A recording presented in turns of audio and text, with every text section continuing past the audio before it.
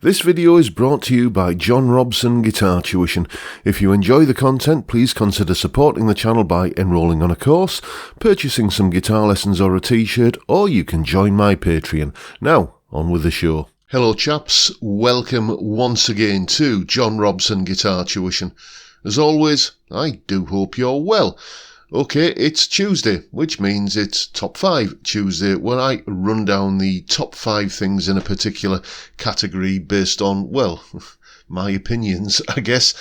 I've done various videos in the past about guitar tones. I've done, I think earlier on this year, or a few months ago anyway, I did like my favourite Stratocaster tones, my favourite Les Paul tones, that kind of thing. I've talked about my all-time favourite guitar tones, but we've always been concentrating on the sound of the guitar. We've always left out that other element in a guitar tone, the amplifier. So what I thought I'd do today is talk about what I think are the top 5 most influential guitar amplifier combination of tones, you know, this guitar into this amp that, you know, kind of had a big impact on the electric guitar landscape as a whole. This was a very tricky list to narrow down. Spoiler alert, there are no Telecasters on this list, and being a bit of a Telecaster addict, I was a bit disappointed at that. But if, honestly, hand on heart, I had to go with, you know, the ones that I thought were most influential. There's tons of influential, you know, kind of guitar amp combination tones, but I think the top 5 are the ones that I'm going to talk about today, and it just so happens there are no Telecasters. What I'm talking about is, you know, I mean, for instance, Roy Buchanan. There you go. There's a fantastic Telecaster player. Fantastic tone.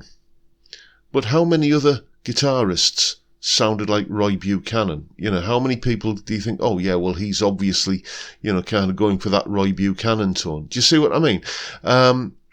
You know, I'm talking here about guitar and amp combinations that were recorded and had a massive impact, and you can say that when you listen to any piece of music, oh yeah, well, that guy was, that record was obviously done after Sultans of Swing came out, because you can hear the influence of it in there. So that's basically what we're about today. So let's get cracking with Gibson Les Paul into a 30-watt Marshall valve combo.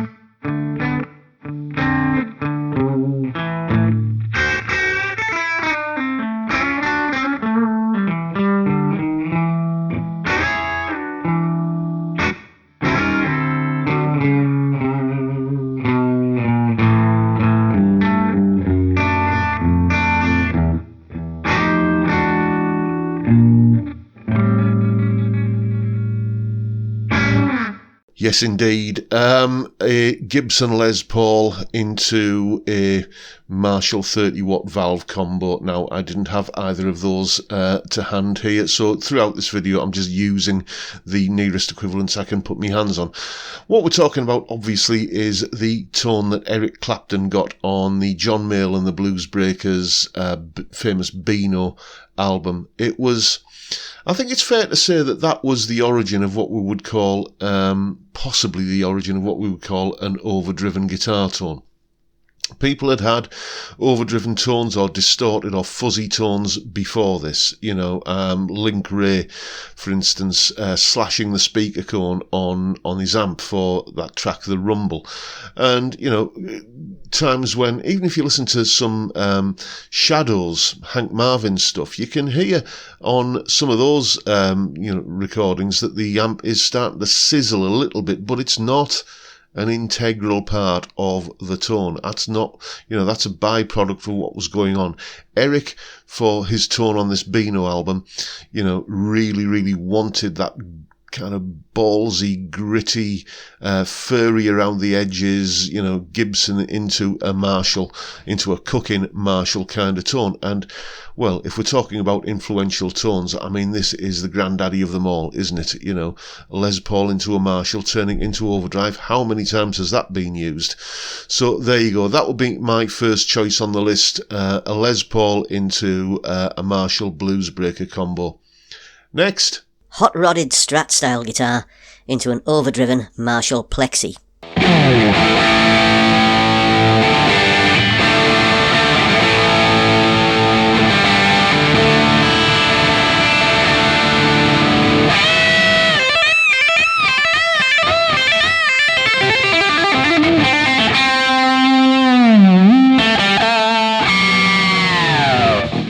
Yeah, now as you can probably tell, I'm not the world's greatest aficionado on the playing style of Eddie Van Halen, but I needed to record something that was appropriate for this little segment of the video, and that was the best I could do, I'm afraid. Yeah, not the world's biggest Van Halen fan, but the influence of Eddie's playing and his tone is undeniable. People had been putting humbuckers into Strat-style guitars well before Eddie came along. But it was really Eddie who, essentially spawned a new genre of guitar, the Super Strat. That was, I think, the seed of of that whole kind of 80s hair metal, if you want to accuse him of that, kind of genre of music and genre of instruments. And, the whammy bar tricks and the big, shouty, overdriven, everything turned to 11 Marshall tone was massively influential. You can definitely with Eddie's tone, say there's a time before Eddie came along and after, because you can hear, pretty much every rock guitarist from, the early 80s onwards was essentially playing from the same playbook and the same blueprint as Eddie was basically credited and with inventing. So yeah, no question about it. A hot-rodded Strat through an overdriven Plexi, it's got to be one of the most influential tones ever created. Next. Fender Stratocaster into a Vox AC30 with tape echo.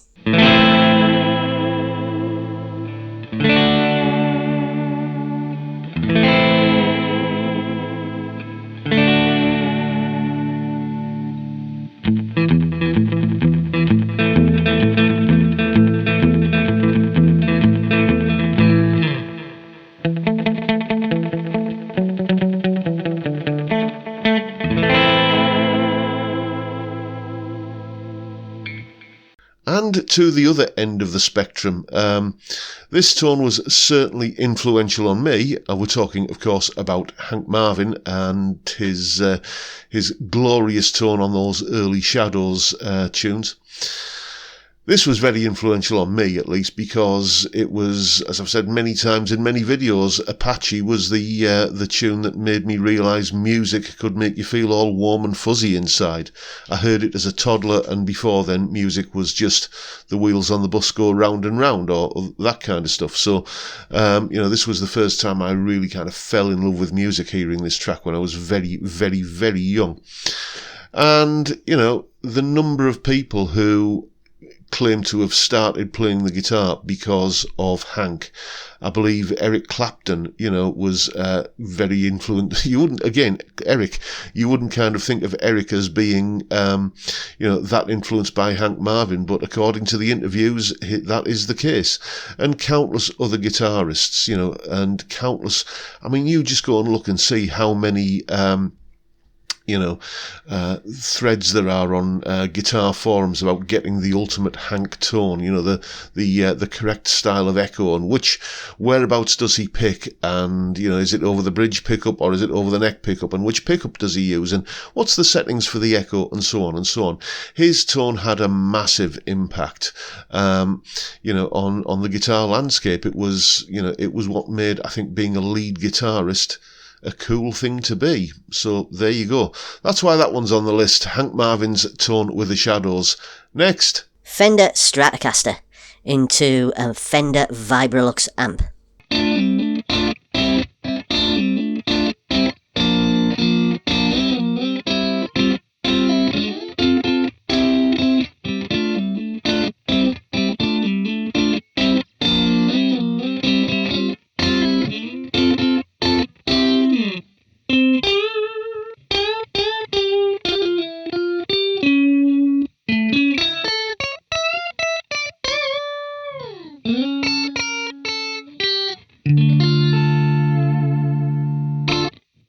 Yeah, now, come the end of the 1970s, we were awash with sort of the fading embers of punk, and we were just starting to get, this new genre of rock music, the new wave of British heavy metal, and disco was still kind of hanging around like a bad smell.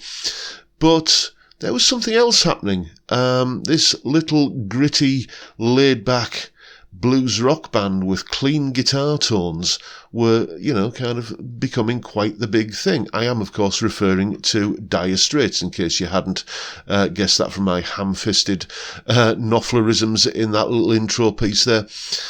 And once again, that sort of quacky, out-of-phase sound on a Strat, usually position 2 or position 4, played into some kind of clean Fender-sounding amp. That became pretty much the defining guitar sound, or one of the defining guitar sounds of the 80s. Your average guitar player in the 1980s, your clean sound probably sounded like Mark Knopfler, and your overdriven sound probably sounded like Eddie Van Halen. So, I would say that Mark's sound on Sultans of Swing and like those early Dire Straits records, pretty much everything up to Brothers in Arms, where he started kind of going for, like, obviously that Les Paul tone on Money for Nothing and so on. But those early Dire Straits albums, the eponymous one, then you got Communique, Making Movies, and even Love Over Gold, the solo on Telegraph Road. It's just pure kind of clean Fender Stratocaster position 2, position 4 into some kind of Fender amp, and that was Mark's tone, and that's what he became known for, and a lot of people tried to copy it. So again, an influential tone by any measure. Next, Fender Stratocaster into a Marshall stack.